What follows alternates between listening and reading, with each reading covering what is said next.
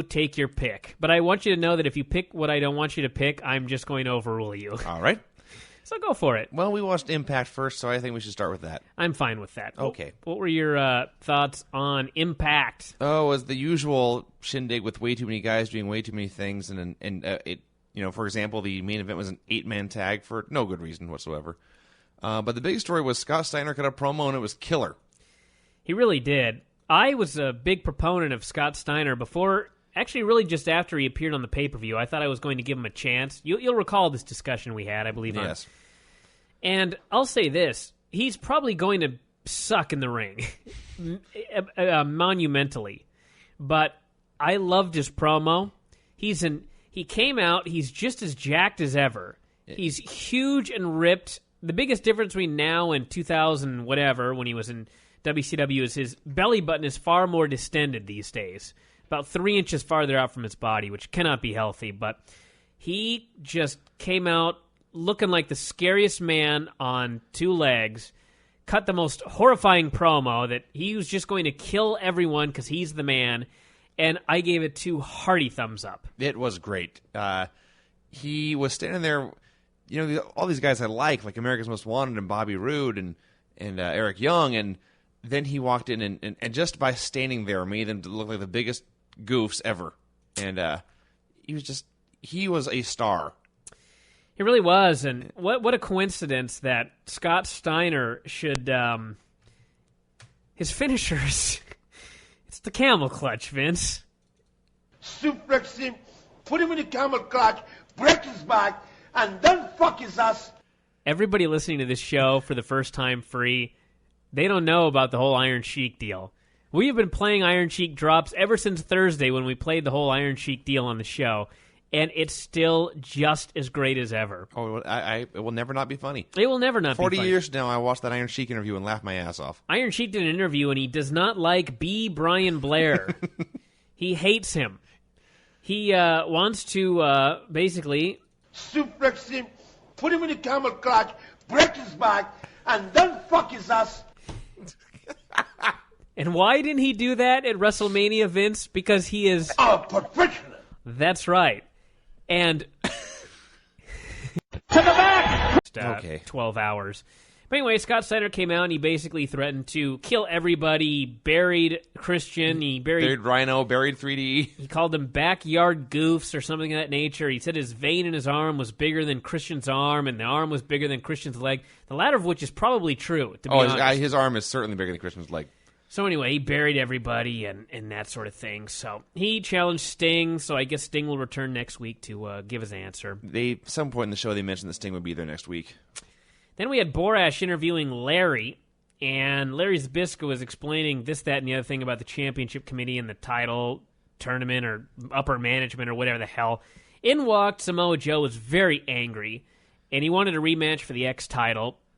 I guess because the match was a disappointment. It's the only reason I could think of. Larry flipped out, and Samoa Joe flipped out, and Larry said, "Calm down, dude. What we're doing is we're moving you out of the X division. You're just too great." Just sort of an odd... He almost used those exact words. Odd endorsement of the X division. He said the X division itself is holding you back. Yeah. So anyway, Joe is going to get a mystery opponent for next week, and hate to give away spoilers here on the show, but it's going to be Sabu. Mm-hmm. Think about that battle. Samoa Joe it'd be a lot of fun. And Sabu. It actually could be very, very fun, so... We shall see, but that's sorry. Yes. The key point of this is that Zbyszko walked out and Joe did not know who his opponent was. He was not getting his title shot, and then Samoa Joe went crazy. He did. He destroyed the office like I wanted him to destroy the Ultimate X set. He kicked the door in. He tipped things over. He yelled and screamed. He should have started eating the desk. That would have been the final, not the straw, what would you call it? The final lining in the silver cloud? No, that's certainly not it. I don't know what you're looking for, but that ain't it. I actually have no idea what I was trying to say there, but it would have been cool. It would have been great. So then we had Elix Skipper versus Sanjay Dutt and Maverick Matt, a 3-way to determine the American in the X Cup, won by the guy from the Himalayas, Sanjay Dutt. Simon Diamond was there making fun of that. How could a man named Sanjay represent the U.S., he asked, and Tanay's like, well, he was born in wherever, but Bombay, I believe he said, but he's an American citizen, so that's your answer, kids. And then we had a bunch of skits with the AJ Pierce Six Knee, Pierogi. and the Demon and Simon Diamond, and they were funny. I actually enjoyed these skits. Did you really? They were just so goofy. Simon Diamond actually got to be wacky, and the baseball players were just so phenomenally bad that it was good camp. Okay. And I enjoyed it. It was very hokey, excessively hokey almost, and the highlight for me was Ozzie Guillen laid him out with a chair shot at the end of it, and it was the lightest chair shot you ever saw, and I thought this whole thing was gone to hell. And then Ozzy cut a short but passionate promo about, "Get off my field, you piece of something." Yeah, and that redeemed it right there. We didn't find out what he really said. It was a naughty word of some sort, but this was quite entertaining. Team 3 did a promo in which they sang. It was actually a pretty decent little promo, and then Bubba got very mad, and next week it's going to be Team 3D and Team Canada in a steel cage match. Team 3D said they'd been in many cage matches, and this might be the last one that Team Canada is ever in, so it's a good little promo there. Decent. When you're doing a pay-per-view of all cage matches, I don't know if I like the idea of doing a cage match for free right before. But it's not my company. No, they didn't ask me. What can you do? Yeah. Then we had Abyss destroying Cassidy Riley. I have nothing more to add. Fine entertainment. Jim Mitchell cut a promo saying Abyss deserved to be the next man to get a shot at Christian's title. Said if Christian didn't come and make them an offer, they were going to go get him. And I pray to God they beat him on the set of his movie. That would be so great. Yeah. Because I wanted it with Edge and Foley, and we never got it. So now I'm hoping they'll give it to us in TNA. That'd be fine. And this is not news, but Jim Mitchell is awesome. He is the man. He's a great man. And I bought myself a blow-up doll. I just couldn't handle the loneliness anymore. Sometimes we're doing the show, and I'm looking over the drop board, and I'll just see something that I have no idea what it is. And that was one of them. It just said, blow up. And I thought, do I have an explosion drop or something like that? Or what the hell is this here? But that ended up being what it was. So sorry about that, kids. Let's move on here. We had Norman Smiley and Shark Boy facing LAX. Machete was there until Conan, who could not walk, turned on him. He was pinned, and then they beat the hell out of him, so that's the end of Machete. Bye, thank you for coming. It's funny, because they beat the hell out of him at the pay-per-view, and I thought, well, that's the end of him. And then they actually brought him in for another set of tapings just so they could write him out a second time. I don't know. Maybe they thought they could use him to get Shark Boy over. I don't get it, but he's gone.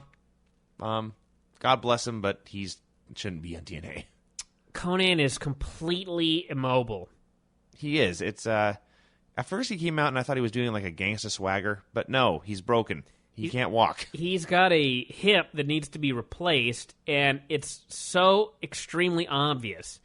And it's very sad, but, you know, we're always talking about the pirate on SmackDown. He's a horrible pirate. You are without doubt the worst pirate I've ever heard of. He's a horrible pirate, but I saw Conan with his giant earrings and his headband, and he's limping around like he's got a peg leg. Yeah. And I thought, you're the coolest pirate I ever saw.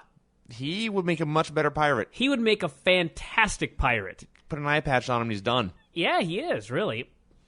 You know, we're going to have the Cubs fan on, and we're going to have a discussion about pirates and wrestling. So it's coming up in about... There's a long tradition of piracy in Lucha Libre. And most of it's good, unlike this crap up here in America. Shitty pirate we have to deal with. Shitty pirates as far as the eye can see. Truth and Rhino and AJ and Daniels faced Alex Shelley, the Prince of Punk, and AMW. 3 guesses who did the job ski there. The man who was signed with the WWE, Mr. Shannon Moore. It was a fine little match. Nothing exceptional or anything like that, but they beat the crap out of Shannon. AJ pinned him with the Styles Clash. That was the end of that. And overall, I got to say, this was a fun show. I enjoyed this TNA show more than a lot of TNA shows lately, and that must be saying something because I should be hating wrestling about right now. Yeah. It was fun. It was fine. It was not as irritating as most of them are, but still there's the problem of just too many guys doing too many things. And that this did not need to be an 8-man tag. They could have buried Shannon Moore in a simple tag match, but they had to get those extra 4 guys in there. Yeah. But whatever. The finish, it was really cool. The last minute or so, everyone was hitting big dives and all hitting their finishers, and it was good stuff.